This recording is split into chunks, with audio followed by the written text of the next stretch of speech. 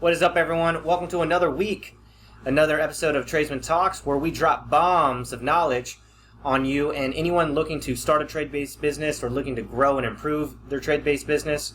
We're going to talk a little bit about the decision-making process on how to improve the business and how to go about deciding what you might need or where you're at within that process of change. But before we get into that, I'm going to show a little bit of manners and ask Wilson how his week went. I've been hanging out with you, man. It's been good. Yeah, as you guys can see, Wilson's with me over here in Florida. We've been doing a lot of content for a cabinet startup and able to get some really concentrated focus over the week, so it has been good.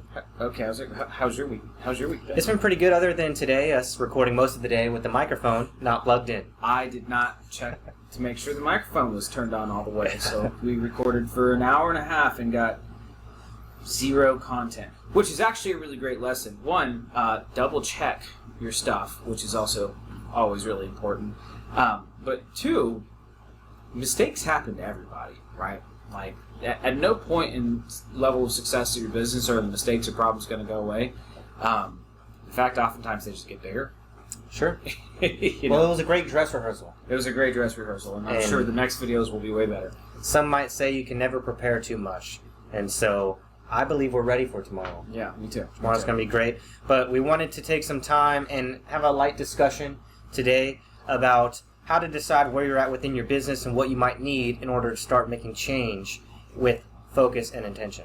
And also, I think Steven's going to touch a little bit on a skill that he has, which is how to find mentors, how to determine how your mentor might help you or how you might get helped by a mentor. And there's way different levels of mentorship.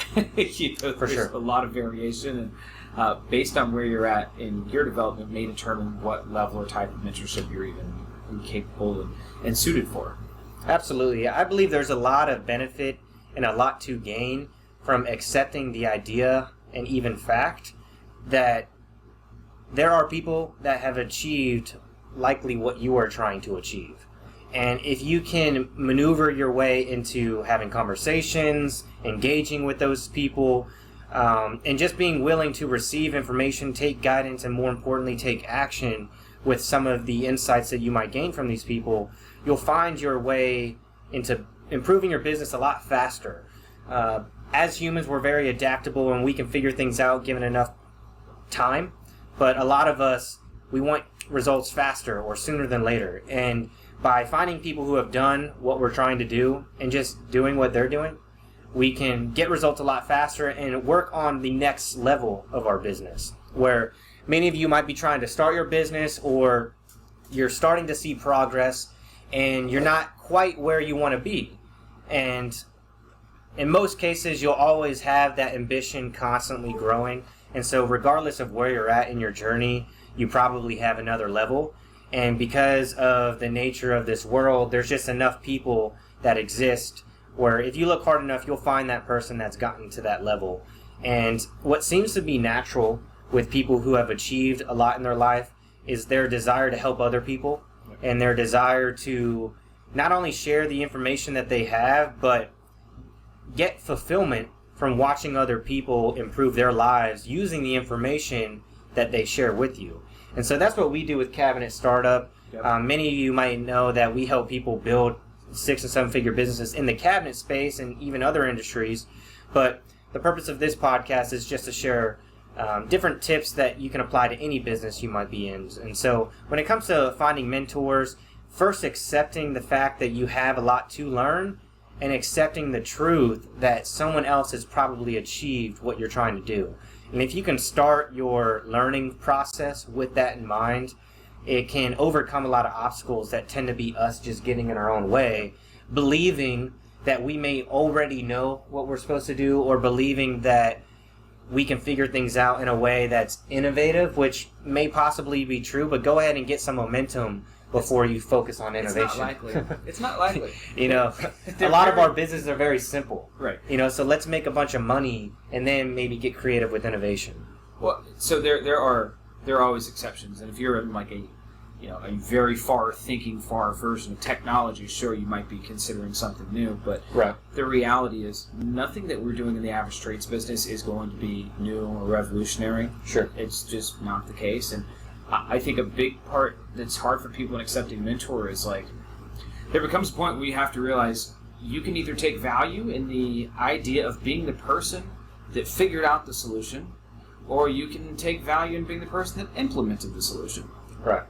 And if you're creating a solution that already exists, like, you would never run to your friend and be like, dude, Steven, you're not going to believe this. I invented this thing. It's round, and it spins, and if you put stuff on it, you can move faster. You'd be like, oh, wheels, yeah, my truck's got one. Congratulations. Right. How much time did you waste? Yeah. But lots of people want to be the one that invented it, and it doesn't serve you or the business. I think that comes from a lot of people's innate desire to be creative.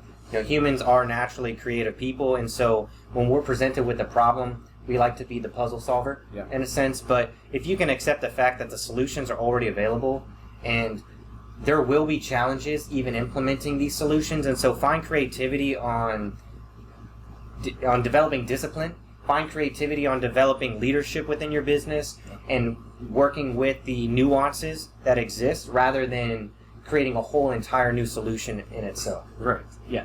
A creative adjustment's going to be much easier than a new creative solution.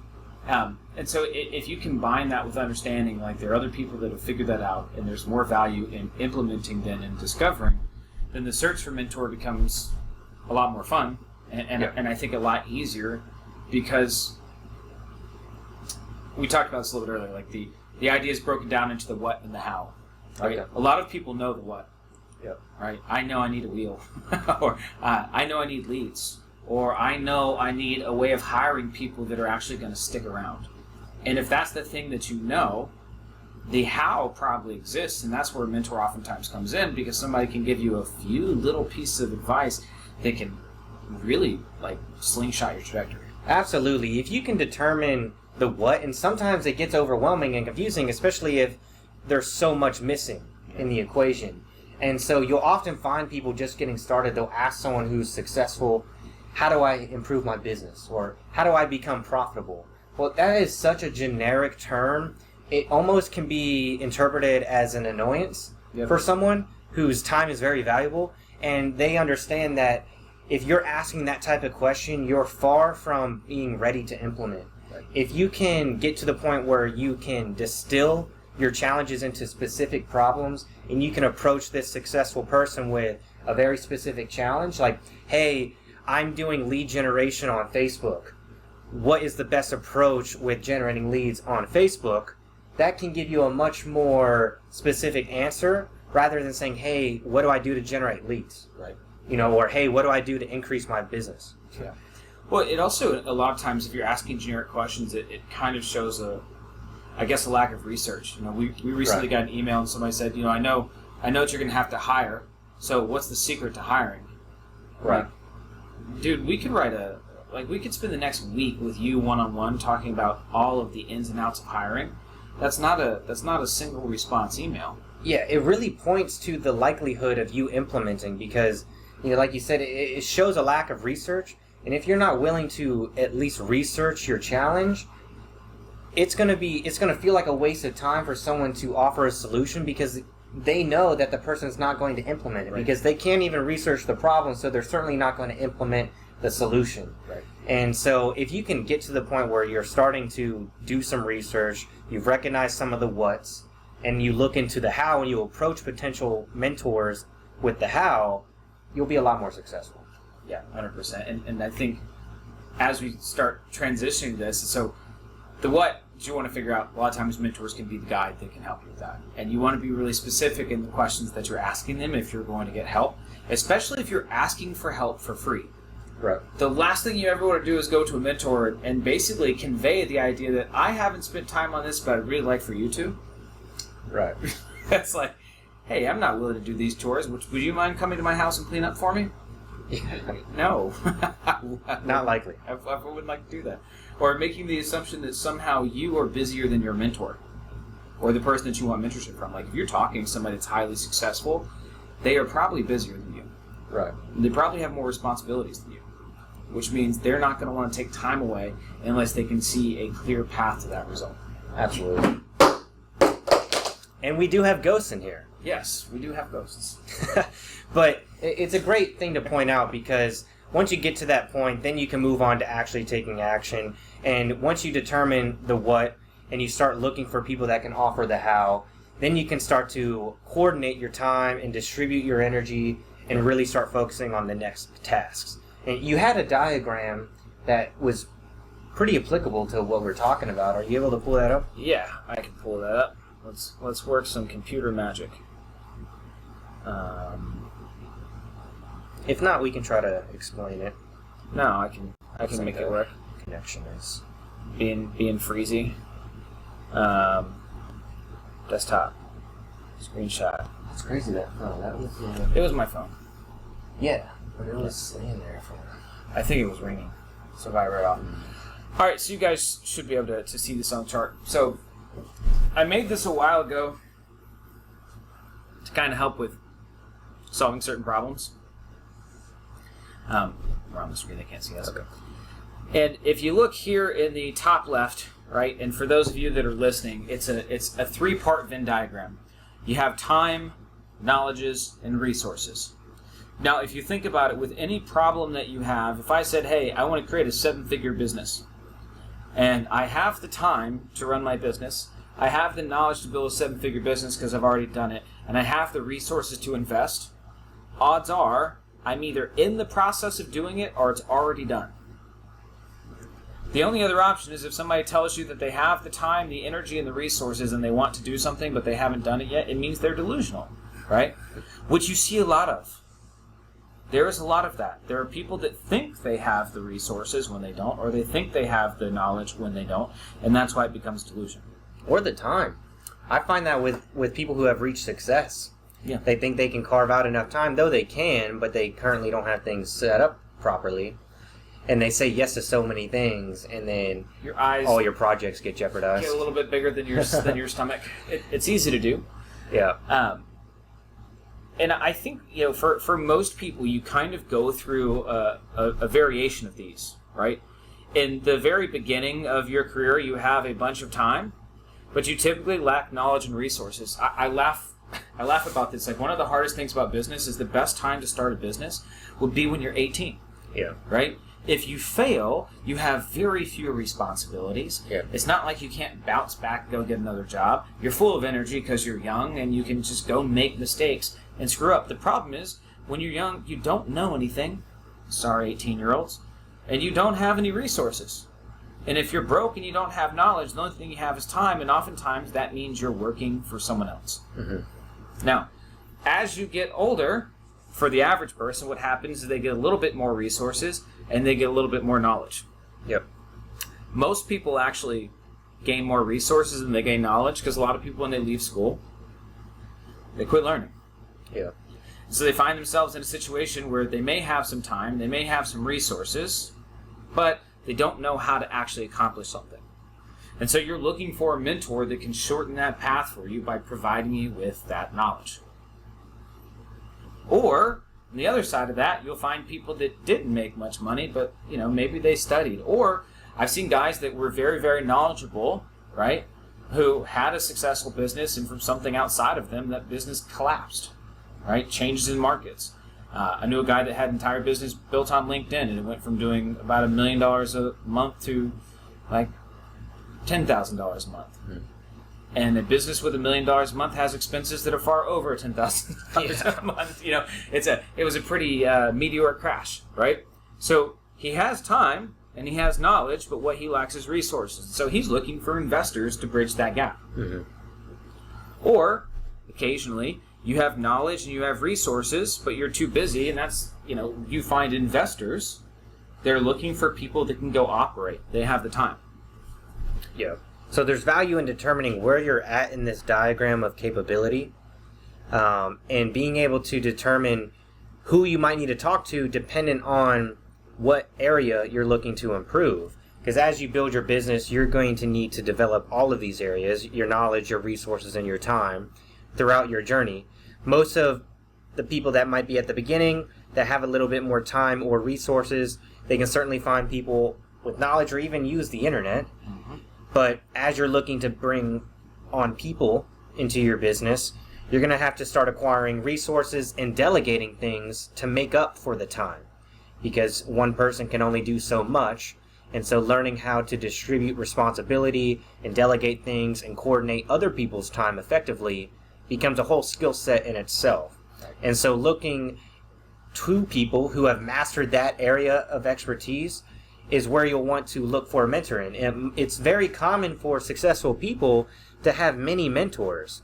You have some mentors that that have expertise in marketing or expertise in leadership or expertise in sales. All of these different areas in your business, accounting. And you can hire some of these mentors, you can pay some of these mentors, you can simply have conversations. Maybe those mentors are in your family or your personal network of friends or people that you know already. So first determining what area of knowledge you're looking to, develop in, is kind of where you want to start. Well, it's funny. Every one of those categories, because I have as listed as time, knowledge, and resources, and all three of those are actually resources. Right. And one thing worth mentioning is not having resources is not the same as not being resourceful. For sure. You would be amazed at how many people, I've seen wealthy people put together really big deals where they didn't have to put any money down.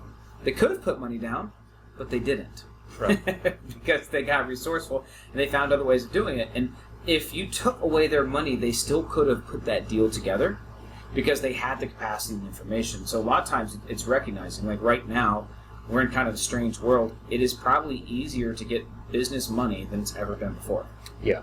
Right? Like we have loan companies knocking down the door all the time. You have governments giving it away. The governments literally gave it away. And so, if money's not, if you don't have money, it's like, okay, well, how can you get it?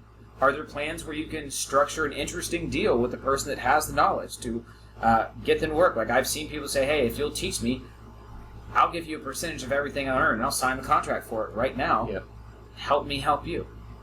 But the difference is you got resourceful. You said, well, instead of me seeing what I can get from you, Mr. Mentor, it's like, hey, how can I add value? Absolutely. And there's so specific to the trades, and now every type of business, there seems to be mentors or education groups or communities of peers that you can invest into that give you a playbook, that give you a roadmap, that essentially give you all the information you need.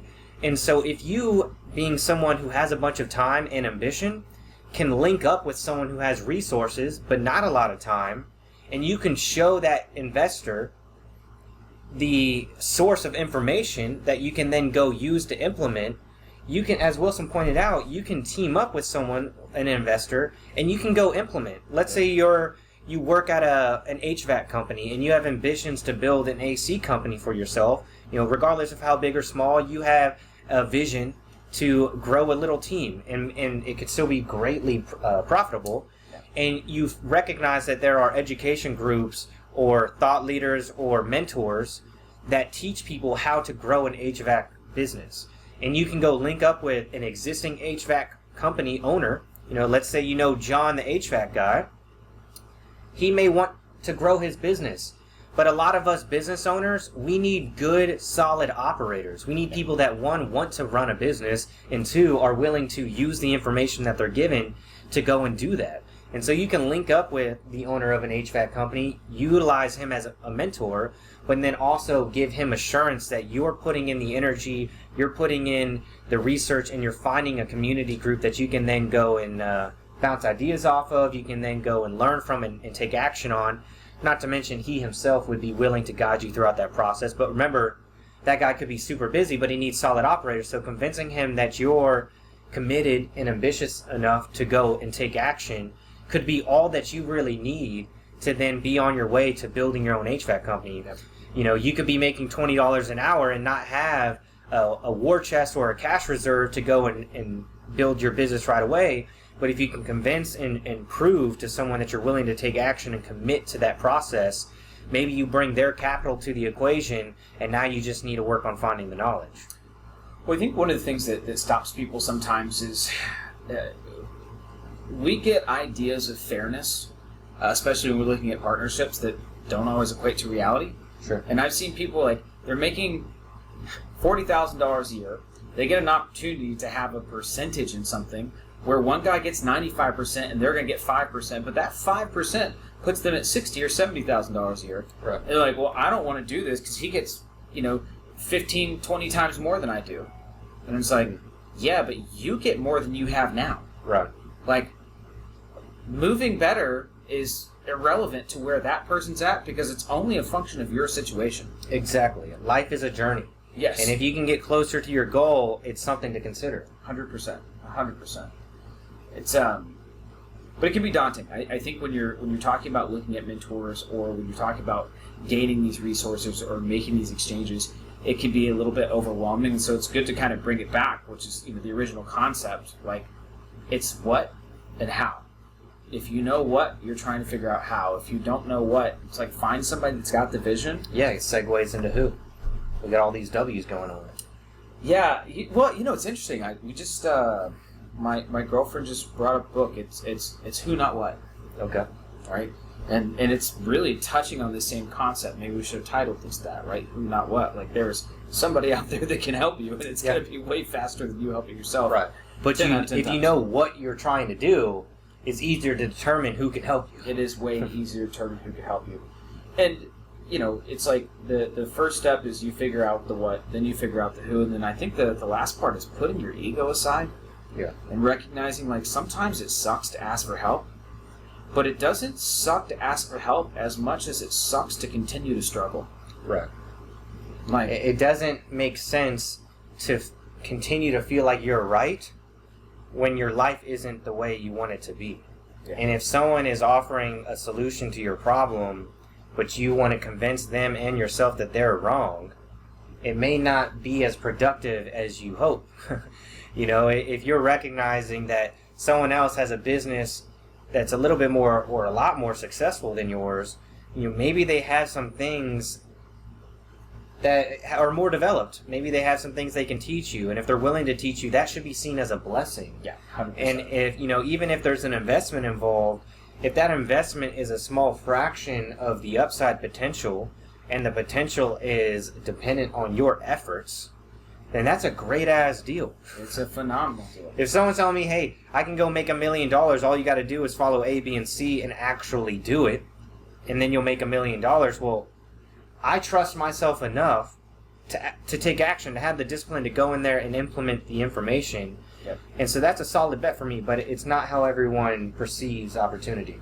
Well, yeah, there's a degree to which if you see that somebody else has done it, there's proof it can be done. Yeah. But I think sometimes we as humans come up with all kinds of reasons why it's different for us. Yeah. Yeah. And it's funny because you see this a lot in teenagers, right? They're like, I just got my heart broken and nobody knows what it feels like. It's like, yeah, you're 16, you'll get over it, right? But the feeling is real. Yeah. And a lot of people, when they're new in their business, they have that same feeling. They're like, nobody's ever had to wear this many hats, or nobody's ever had everybody quit at once. Nobody's ever had blah, blah, blah, blah, blah. It doesn't matter what it is. Again, unless you're Elon Musk inventing Neuralink, trust me, it's happened. Yeah. And even then, he probably deals with most of the same crap all the time anyways. Well, what people like that do is they break their highly innovative project into micro components that have been done before. Yeah. And they find the engineers that have solved this micro problem, and find another engineer that solved that problem, right. And they put the pieces together and create this new technology. It's not, is it really new or is it a new order? Right. No, 100%. Who knows? There are some things I'm sure that can be truly invented, but Elon's over. It's a different recipe. We admit that. I have no idea how he does any of the sciencey stuff he does. But he's such an inspiration because he's able to work on these highly complex problems, and you see him still going on podcasts. You see him still creating somewhat what could be seen as a work-life balance, and it's because he's a master at delegating his time, resources, and knowledge.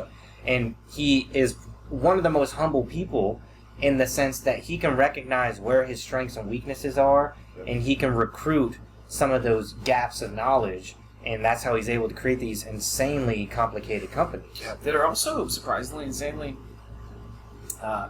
huge, and a lot of times make a lot of money. Yeah, and have faith in the process. Yep. A lot of these things, they're not profitable at the beginning, and it can take a long time for them to become profitable. Yep. But he's able to stick or hold true to that vision and just stick with the process and keep pushing forward and recognize his ability to adapt along the way. And, oddly enough, things seem to work out. Well, relating to that on the mentorship, because one of the things that you said, we just got back from the gym.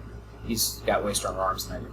And one of the things that he said was, that's because he's looking at what's in front of him, not what's around the corner, right? We're talking about a guy that's trying to grow his business. And I think sometimes when you work with mentors say, hey, go do this, and they're talking about what's around the corner. And if you don't see results immediately, you go, oh, this doesn't work. Like the Google My Business strategy we're using, which has cut down our lead cost by an infinite amount. Yeah. The system we have is so stupid simple that we could give it away to people, and I wouldn't be worried about it working or not working, because it's not whether or not it's difficult. I don't think they would continue to do it if they didn't see the results immediately. Right. Which is a shame, because when you cut your lead costs in half, all that money goes back in your pocket. Yeah, that could be your Mercedes payment. That could be, more marketing to then hire another crew, which could equate to another $100,000 in your pocket. Yep. $5,000 in your pocket this week can mean $100,000 more in your pocket 50 weeks from then. 100%. And it's your ability to have the foresight into learning how these micro adjustments can make huge impacts. But if you don't recognize where you can adjust, if you don't recognize that the adjustments already exist, you just have to implement them, then you can find yourself spinning your wheels, as they say. Yeah. So to summarize, because we do have another call coming up, it's like, one, you're going to have to determine your goal to figure out where you're at in that process, right? Because that diagram that we showed only works if you have a goal. And then once you determine your goal, it's like, do I have the time to pursue this goal? Do I have the knowledge to pursue this goal? And do I have the resources to make this reality? If the answer is no in any one of those, figure where it is and find the missing piece. Is it an investor? Is it a mentor? Is it quitting your job? Like, there are solutions to every single problem. And then when you find a mentor, join that long-term vision, figure out how it can make your situation a little bit better, and take action. Like they say, it only works if you work. Hell yeah. So if there's anything we can do to support you guys any further, please do not hesitate to reach out to us at support@cabinetstartup.com. Regardless of what trade you're in, a lot of these challenges have very universal solutions. And so we'd love to give you some guidance and help you wherever you're at. So that's support@cabinetstartup.com. And we'll talk to you guys same place, same time next week. Have a great one.